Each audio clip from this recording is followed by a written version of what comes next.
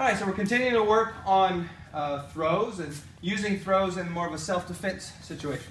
So last time we were looking at kind of a more of a classical outer reaping throw where we're kind of got that sort of classic on the collar there, right, the lapel. We're here, we're kind of stepping in, we're doing this thing and taking them down, right?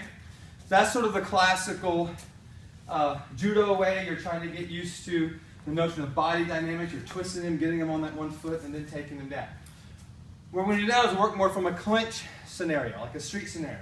So the person has wrapped you up, they clinch you, you're kind of in close fighting, and you can use takedowns as a way to get the person sort of away from you so you can escape. Takedowns aren't necessarily your go-to, but they like your first option. You want to strike, knee, push away, but sometimes you can't always do that, and a takedown is an excellent opportunity to get yourself out of that situation. So what we're going to do is use that same principle, the concept of getting them off balance and twisting them up. So what we're going to do is in this clinch scenario, they might be throwing knees, they might be trying to punch you and stuff, you're kind of throwing knees, and then what you're going to do at an opportune moment, you want to grab that arm, and then you're going to jack them up. Palm heel strike right in the chin. You're going to throw that head back. Now look what's happening to his body.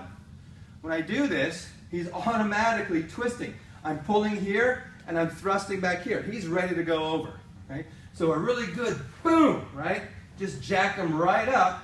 And you could also, if it's a really bad situation, you can also claw the eyes at this point. All right? That's what's nice about these open hands. Claw those eyes. Only in a severe, life-threatening situation would you want to do something like that. So what we're going to do is we're going to kind of do this slow. So I want you to just sort of move around a little bit, step in, pull, and then put your palm into their chin and get their head back. Let's go here a little bit. You know? So when you get that, they're already leaning back. Just do your reap. Come through, push them down, right?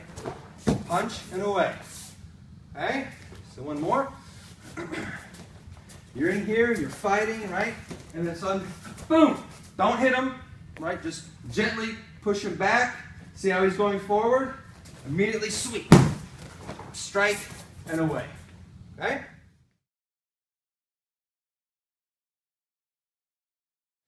All right, so now we're going to be, that was the reaping throw. We're going to be working on the winding throw.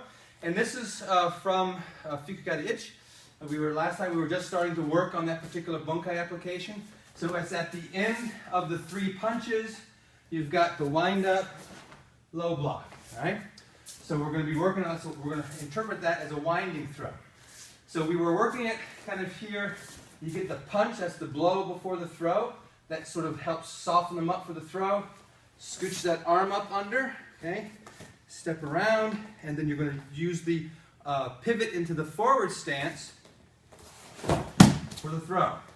Striking away, okay? We're going to try to add in here, we want to do a little bit of impact, all right? So it's going to be a little bit tricky because you have to slap out kind of with this hand. But what we're going to do is we're going to get a punch in, throw, and get that bag back over your chest, and we'll do a few counters and away, all right? We're trying to work in a little bit of impact here, all right? So we're working up here.